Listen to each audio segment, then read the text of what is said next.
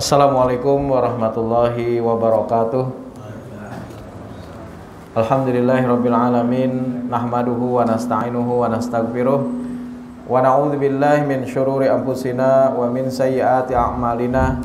May yahdihillahu fala mudhillalah wa may yudlil fala hadiyalah. Asyhadu an la ilaha illallah wahdahu la syarikalah wa asyhadu anna Muhammadan abduhu wa rasuluh la nabiyya ba'dah.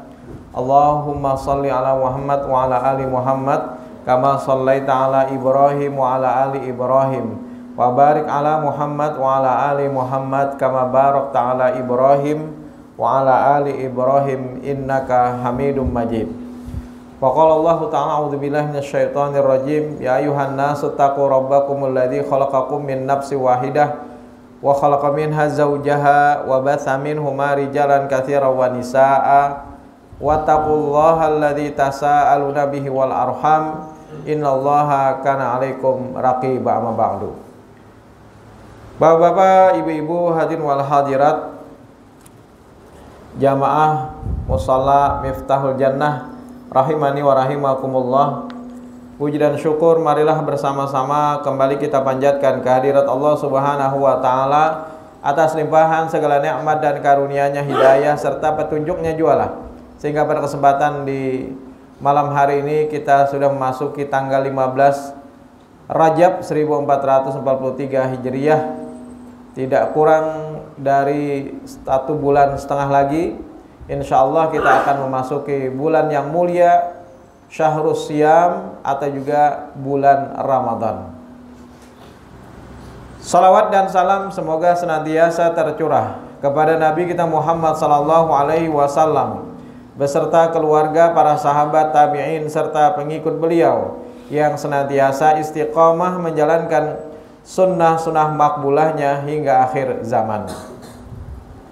Bapak-bapak, ibu-ibu, hadirin wal hadirat rahimakumullah. Biasanya pada bulan Rajab ini orang memperingati terjadinya suatu peristiwa besar, peristiwa yang agung, peristiwa yang hak, karena didukung dari ayat-ayat Al-Quran maupun hadis-hadis Nabi Sallallahu Alaihi Wasallam, yaitu adalah peristiwa Isra dan Mi'rajnya Nabi Muhammad Sallallahu Alaihi Wasallam. Walaupun menurut para ahli sejarah terkait dengan kapan terjadinya Isra dan Mi'raj itu terjadi perbedaan pendapat. Ada yang mengatakan bulan Rajab, ada juga yang mengatakan bulan Ramadan. Kita tidak berdebat tentang penanggalan atau terjadinya kapan, tetapi kita meyakini bahwa Isra dan Mi'raj adalah sebuah peristiwa yang hak, peristiwa yang benar, peristiwa yang sudah dapat dipastikan akan kevalidannya. Karena apa? Karena didukung dari ayat-ayat Al-Quran dan juga hadis-hadis yang mutawatir. Sebagai contoh misalnya dalam surah Al-Isra ayat 1 Allah berfirman, Subhanalladzi asra bi'abdihi lailam minal masjidil haram ilal masjidil aqsa. Ketika ayat Al-Quran disebut dengan awal Subhana, Maha Suci, berarti setelah penyebutan itu ada satu peristiwa yang dahsyat, ada satu peristiwa yang sangat menakjubkan. Maha Suci Allah yang telah memperjalankan hambanya pada satu malam dari Masjidil Haram ke Masjidil Aqsa. Bukan hanya dari Masjidil Haram ke Masjidil Aqsa, tetapi ditambah dengan Mi'rajnya Nabi Sallallahu Alaihi Wasallam, yaitu sampai ke Sidratil Muntaha. Sidratil Muntaha itu tempat yang paling tinggi, Pak, yang disebut dengan Sidratil Muntaha. Nah, perjalanan yang ditempuh itu hanya dalam setengah malam, tidak sampai 1 malam, setengah malam, Pak. Tentu ini adalah sebuah peristiwa yang sangat menakjubkan, bukan hanya dulu tetapi sampai sekarang. Sekalipun saat ini mungkin transportasi saat ini sudah sedemikian canggihnya, tetapi peristiwa ini terjadi 14 abad yang lalu, yang pada saat itu belum ada kendaraan atau transportasi yang bisa mengantarkan seseorang begitu cepatnya. Kalau sekarang kan ada pesawat. Jarak antara Banjarmasin ke Surabaya itu berapa kilo, Mbak? Ribuan. Ribuan kilo lah. Itu hanya dalam tempo 45 menit atau sampai 1 jam kurang lebihnya, sampai menunggu barang dan antri-antrinya. Ini dari Masjidil Haram ke Masjidil Aqsa. Kalau peristiwa itu terjadi saat ini mungkin tidak terlalu menakjubkan. Karena apa? Karena saat ini sudah banyak transportasi yang juga canggih. Tetapi peristiwa ini terjadi 14 abad yang lalu, yang ketika itu belum ada kendaraan yang canggih. Bahkan perjalanan dari Masjidil Haram ke Masjidil Aqsa, kemudian balik lagi misalnya dari Masjidil Aqsa ke Masjidil Haram, itu bisa ditempuh 2 bulan, Pak. Jadi dari Masjidil Haram ke Masjidil Aqsa 1 bulan, kembali lagi 1 bulan, berarti 2 bulan. Itu sudah memakai kuda yang terbaik, kuda yang paling canggih pada saat itu, Pak. Misalnya perjalanan yang biasa ditempuh orang Arab, mereka menggunakan unta, apalagi lebih lambat lagi. Ini kuda yang terbaik, itu hanya bisa ditempuh dalam perjalanan 2 bulan bolak-balik, Pak. Belum lagi ditambah ke Sidratil Muntaha. Maka pada saat Nabi SAW menceritakan hal ini di hadapan khalayak orang-orang Mekah pada saat itu, maka gemparlah Mekah. Suatu ketika peristiwa ini didengar oleh Abu Jahal. Abu Jahal ini kenapa disebut dengan Abu, itu artinya adalah bapak, Jahlun itu artinya adalah kebodohan. Pada awalnya, Pak, Abu Jahal ini dikenal oleh masyarakat Arab dengan sebutan Abul Hikmah atau bapaknya hikmah. Karena setiap ada orang Mekah yang memiliki satu persoalan, maka mereka pasti datangnya kepada Abul Hikmah, yang dalam Islam disebut dengan Abu Jahal. Jadi setiap ada masalah mereka datangnya bertanyanya kepada Abul Hikmah. Tetapi kenapa diganti penyebutan Abul Hikmah itu dengan Abu Jahal? Karena Abu Jahal ini adalah orang yang tertutup dari hidayah Allah Subhanahu wa ta'ala. Walaupun dia mengetahui akan kebenaran apa yang dibawa oleh baginda Rasul sallallahu alaihi wasallam. Pernah suatu ketika, Pak, jadi ada satu peristiwa pada saat itu ada 3 orang. Pertama adalah Abu Jahal, yang kedua adalah Abu Sufyan, yang ketiga adalah Walid. Jadi setiap malam mereka mendengarkan bacaan Al-Qur'annya Nabi sallallahu alaihi wasallam. Jadi mereka mengendap-endap hanya untuk mendengarkan bacaan Nabi, baca Al-Quran. Satu sama lain tidak saling mengetahui. Jadi ada yang di pojok sebelah sana, ada yang di pojok sebelah sana, ada juga yang di pojok sebelah sana. Masing-masing ngintip, Pak, ingin mendengarkan bacaan Al-Qurannya Nabi. Ketika pulang, ternyata mereka bertemu dalam satu titik perjalanan. Dari mana kamu? Satu sama lain saling bertanya. Kemudian akhirnya mereka masing-masing mengaku, aku barusan dari rumahnya Muhammad, ingin mendengarkan bacaan Al-Qur'annya, bacaan yang dibaca oleh Muhammad, kata mereka, karena mereka tidak mengetahui akan hal itu. Bacaan yang dibaca oleh Muhammad. Begitu juga satu sama lain ternyata sama, Pak. Tujuannya ingin mendengarkan bacaan Muhammad, kata mereka. Kemudian mereka pun berjanji, besok jangan kita ulangi lagi perbuatan ini. Karena apa? Kalau seandainya mereka mengetahui hal ini, orang-orang Quraisy mengetahui hal ini, maka niscaya mereka akan beriman kepada Muhammad. Akhirnya mereka berjanji tiga-tiganya tidak mau lagi mengulangi perbuatan tersebut. Tetapi tiba-tiba, Pak, besok malamnya karena Abu Sufyan mengira Abu Jahal pasti dia tidak akan datang lagi. Begitu juga dia mengira kawannya yang satu ini tidak datang juga, akhirnya dia datang. Begitu juga Abu Jahal menyangka bahwasanya Abu Sufyan besok pasti tidak datang lagi karena dia sudah berjanji, tetapi ternyata tiga-tiganya datang kembali. Akhirnya saling bertemu lagi. Nah, kenapa ketahuan nih?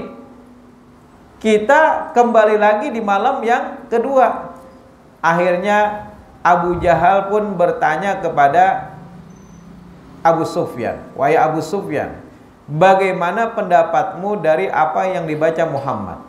Kemudian Abu Sufyan berkata, walaupun Abu Sufyan nanti setelah terjadinya Fathul Mekah, beliau masuk Islam. Pada saat itu Abu Sufyan berkata, dari sebagian yang dibaca oleh Muhammad aku mengerti, tetapi sebagian yang lain aku tidak mengerti. Dan aku yakin dari apa yang dibaca itu adalah sesuatu yang luar biasa. Apa yang dibaca itu adalah sebagai sebuah kebenaran, kata Abu Sufyan. Kemudian Abu Sufyan bertanya balik kepada Abu Jahal, bagaimana pendapatmu? Kemudian Abu Jahal pun berkata, sesungguhnya dari dulu aku yakin itu adalah sebagai sebuah kebenaran. Tetapi dari dulu sampai sekarang antara sukuku dengan suku Muhammad itu bersaing.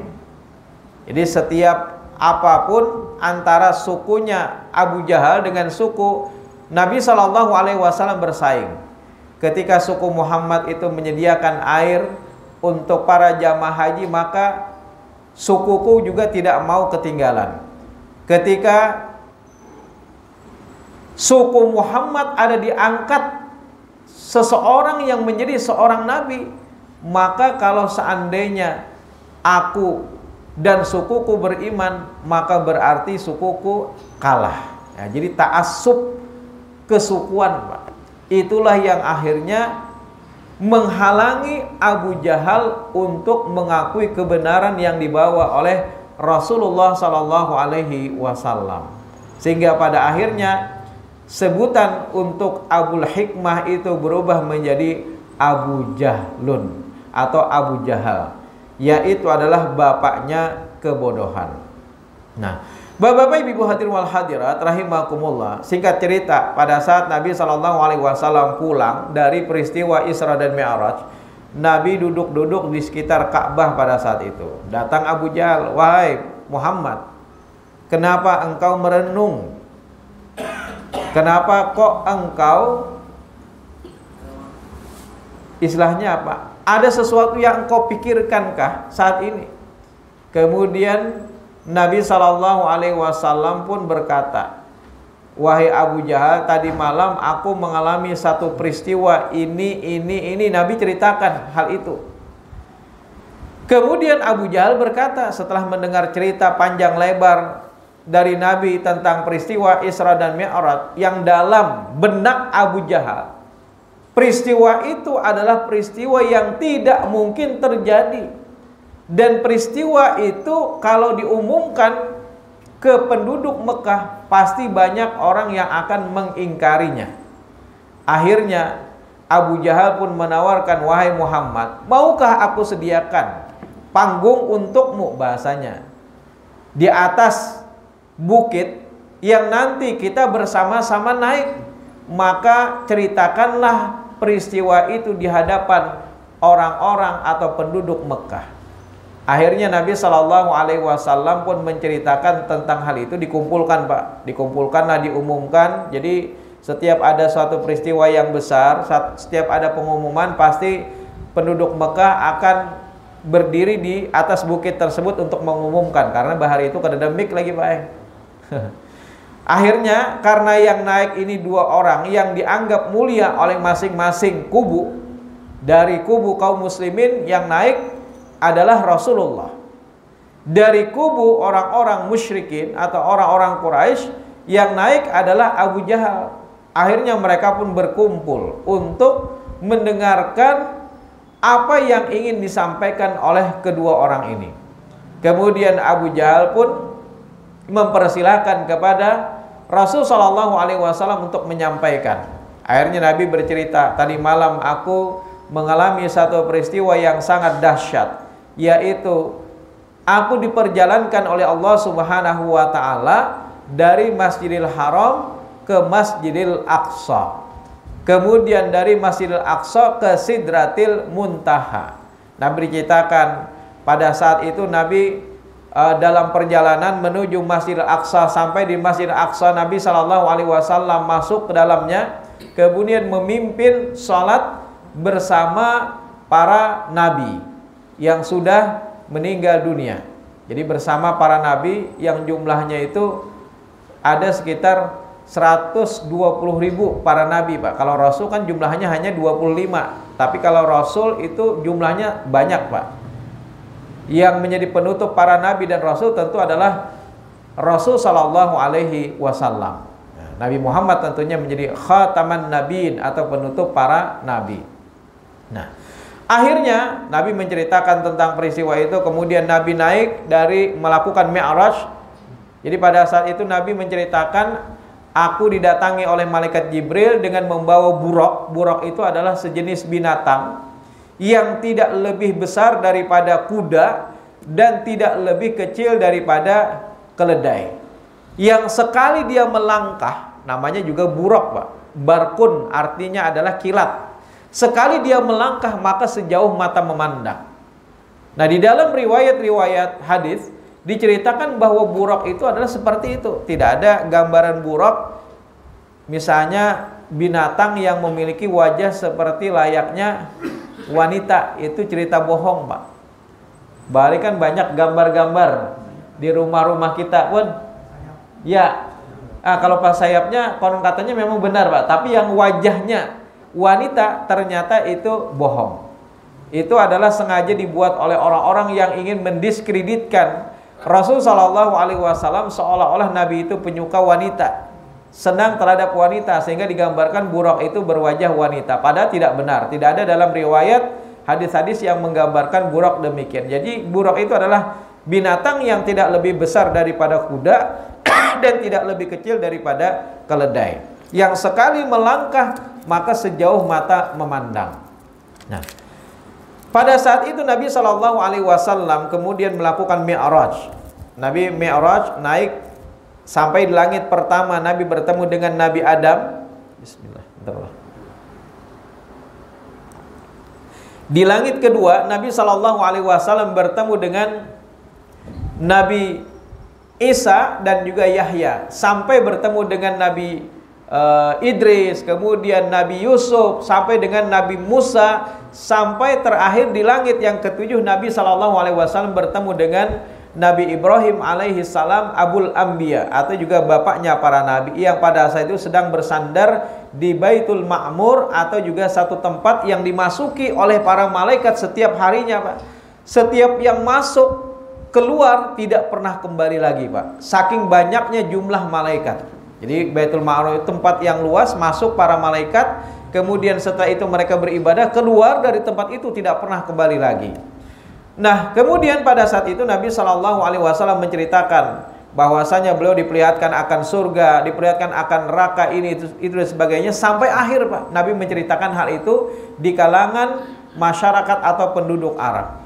Ternyata pada saat itu di antara orang-orang Quraisy atau juga orang-orang penduduk Mekah, kaum musyrikin, karena mereka sudah terhasut dengan cerita daripada Abu Jahal. Maksudnya Abu Jahal ingin mendustakan Nabi Shallallahu Alaihi Wasallam, maka mereka semakin tidak percaya. Adapun kaum muslimin yang pada saat itu mendengar dari Nabi Shallallahu Alaihi Wasallam tentang peristiwa itu, akhirnya mulai goyah sedikit keimanan mereka.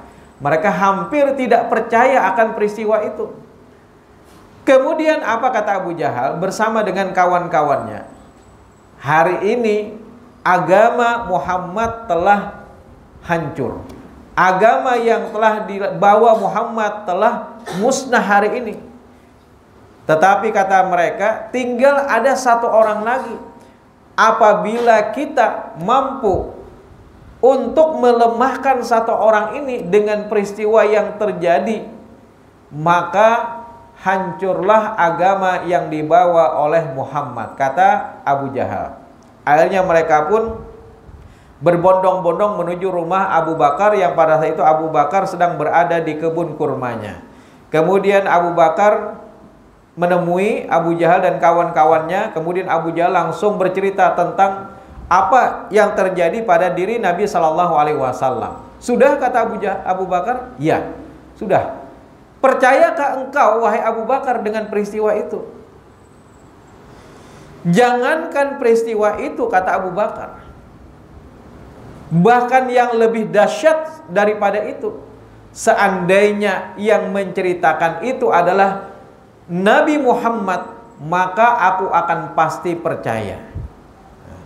Aku akan pasti percaya, Pak. Dan bahkan kalau seandainya tembok yang ada di hadapanku warnanya putih dalam pandanganku, tetapi Muhammad mengatakan bahwasanya tembok itu warnanya hitam bukan putih, maka aku akan mendustakan pandanganku sendiri, kata Abu Bakar, dan aku lebih percaya dengan apa yang dikatakan oleh Muhammad. Saking percayanya Abu Bakar kepada Rasulullah Sallallahu Alaihi Wasallam, Pak. Luar biasa. Maka itu disebutlah Abu Bakar As-Siddiq. Jadi orang yang memiliki kepercayaan kepada Nabi Sallallahu Alaihi Wasallam.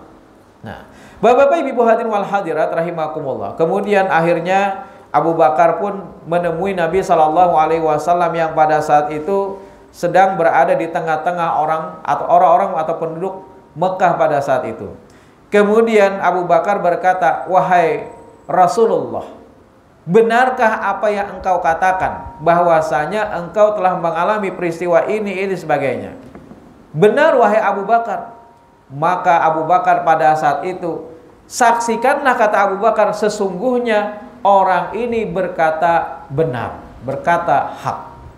Kemudian Abu Bakar berkata kepada orang-orang atau penduduk Mekah pada saat itu, wahai penduduk Mekah, sesungguhnya kalian adalah orang yang sering bolak-balik Mekah Palestina.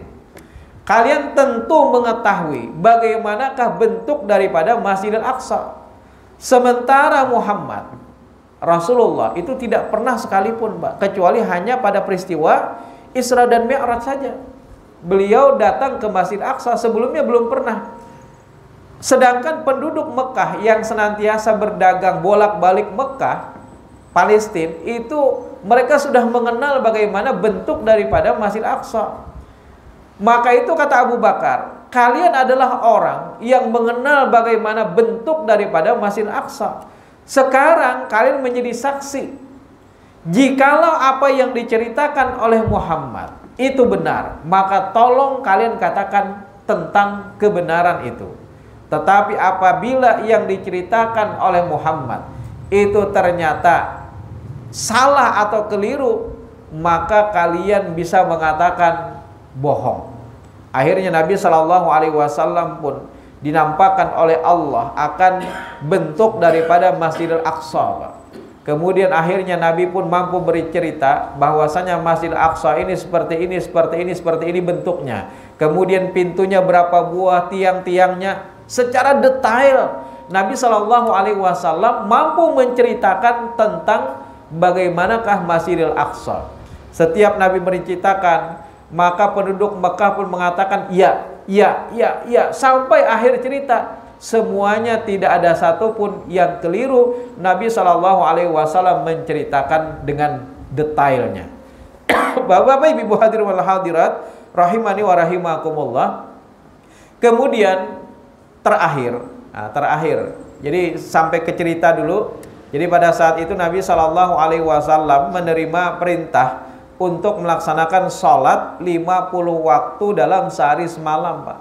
50 waktu. Jaka jadi 50 waktu, Pak. Bisa jadi kita kada kawal lagi begawian, Pak.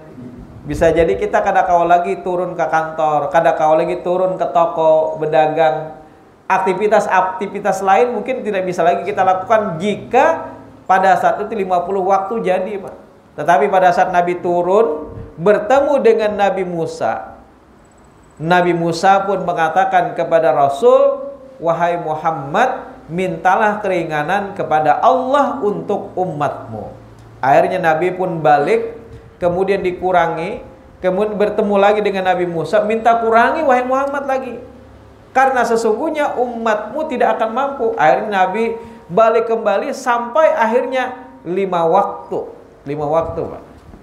Kemudian Nabi Musa berkata, wahai Muhammad, mintalah lagi keringanan. Jaka orang nang kada sembahyang bisa jaka sakali lagi di sini. Bisa parah ya. Tetapi Nabi SAW malu untuk meminta keringanan kembali.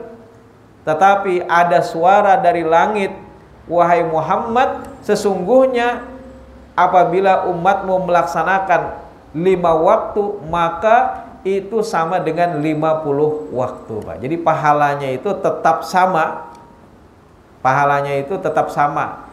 Tetapi rakaatnya atau jumlahnya yang berkurang. 5 waktu saja, yang asalnya 50 waktu.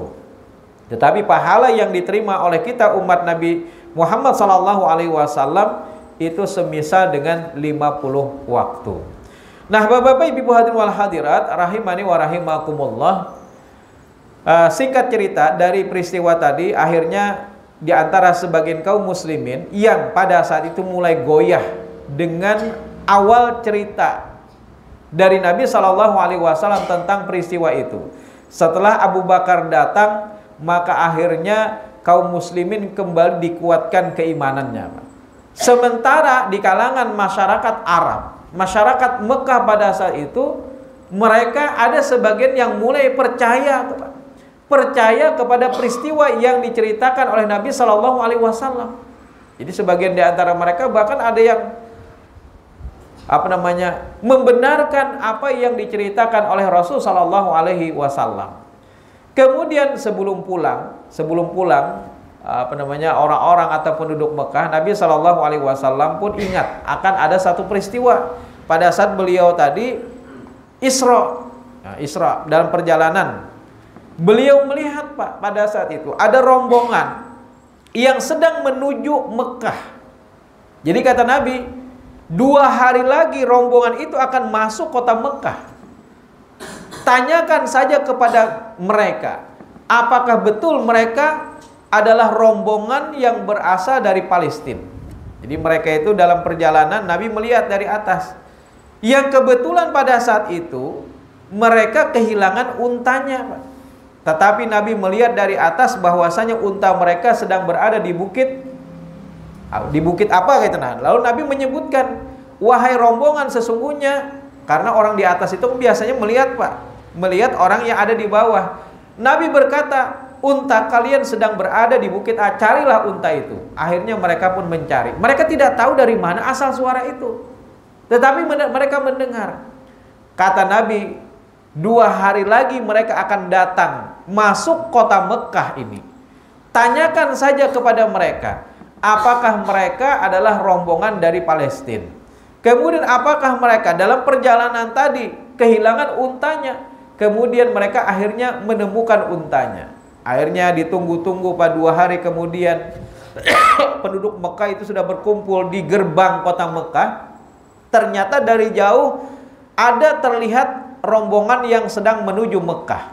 Akhirnya mereka tunggu, sampailah rombongan tadi. Kemudian mereka pun buru-buru bertanya, benarkah kalian adalah orang atau rombongan dari Palestina? Maksudnya yang sedang menuju Mekah. Ya benar, kami dari Palestina. Kemudian benarkah bahwa dalam perjalanan tadi unta kalian hilang? Siapa yang mengatakan itu? Padahal kami tidak ada satu orang pun yang duluan masuk kota Mekah. Yang mengatakan itu, kata orang-orang Mekah, adalah Muhammad. Muhammad yang mengatakan itu. Kemudian benarkah kalian tadi pada saat dalam perjalanan kehilangan unta? Benar. Tetapi pada saat kami kehilangan unta, kami mendengar ada suara yang mengatakan unta kami berada di bukit. Lalu kami cari dan akhirnya kami menemukan. Dan kami tidak tahu dari mana asal suara itu.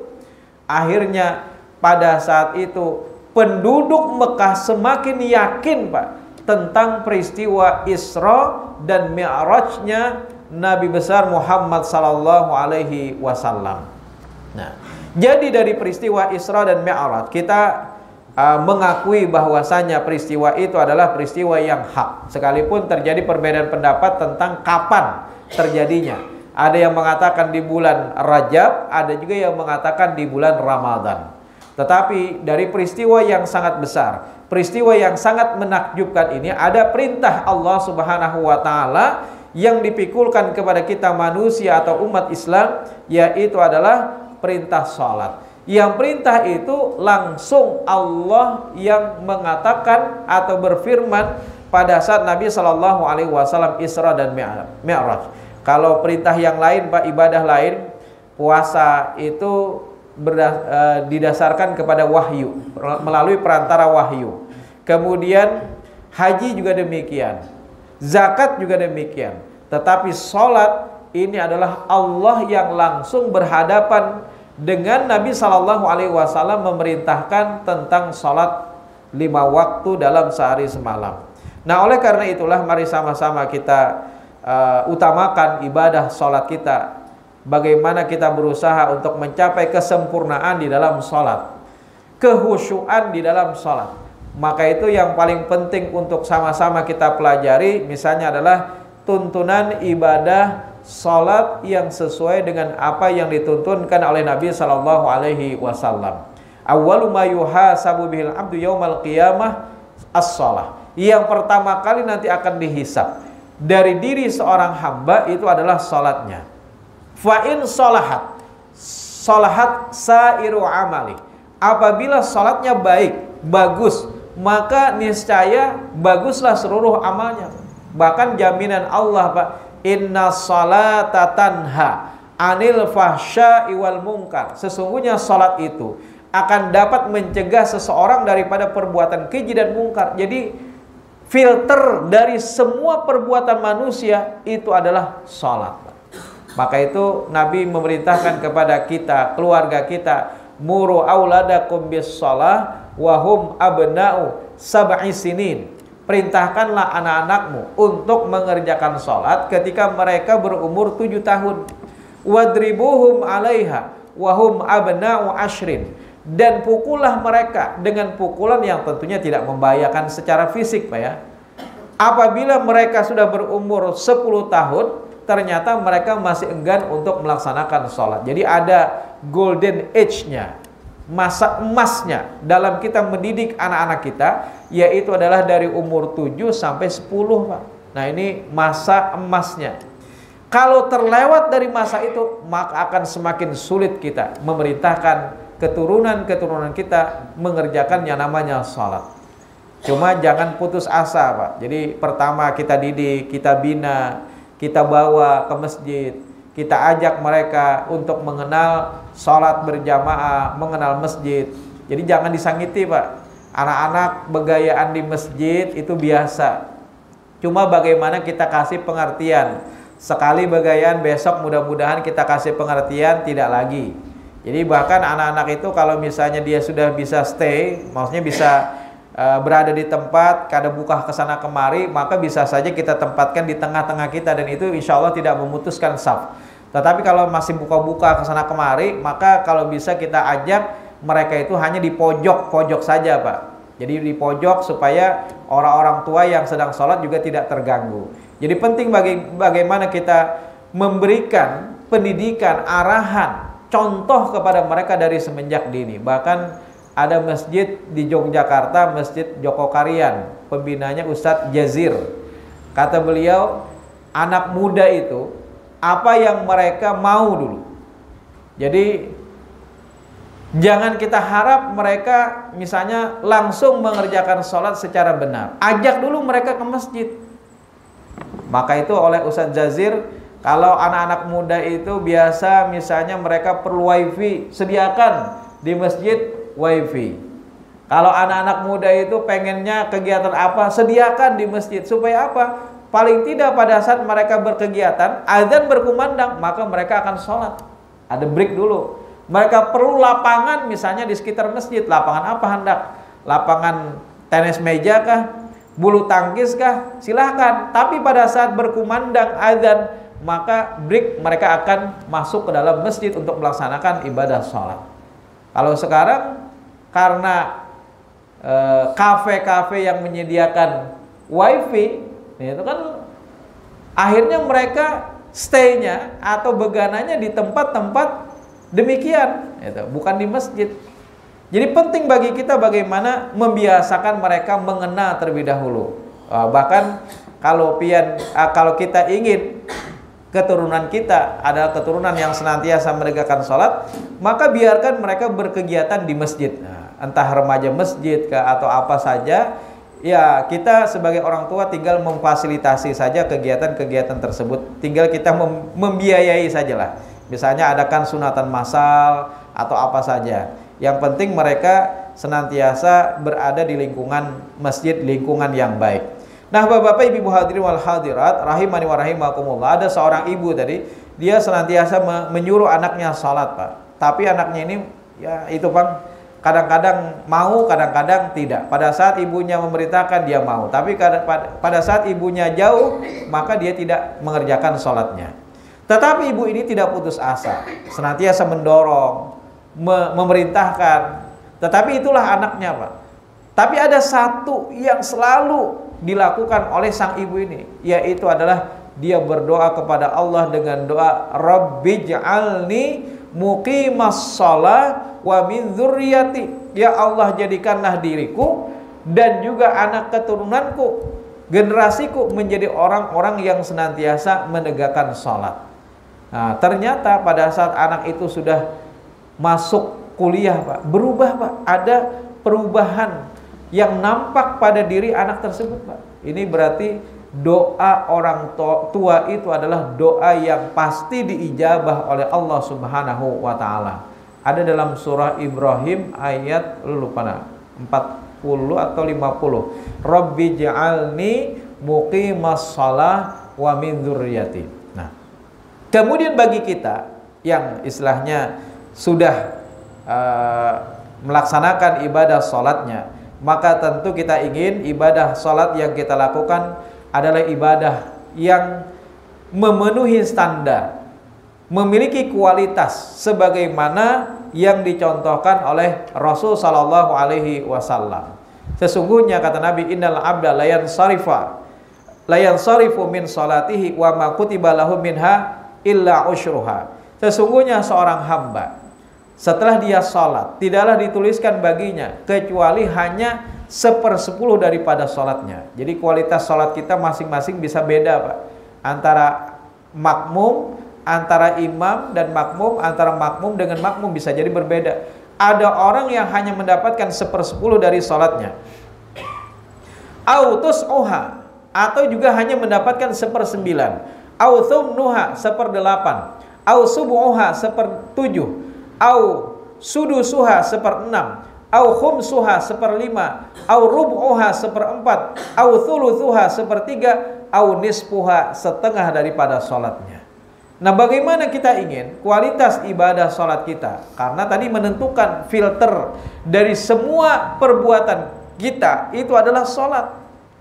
Jadi kalau misalnya pian hendak melepas anak kuliah jauh, maka perhatikan dulu sholatnya. Kalau sholatnya bagus, maka insya Allah aman, Pak. Dia akan terjaga. Tapi kalau sholatnya itu masih belang-kambingan, jangan.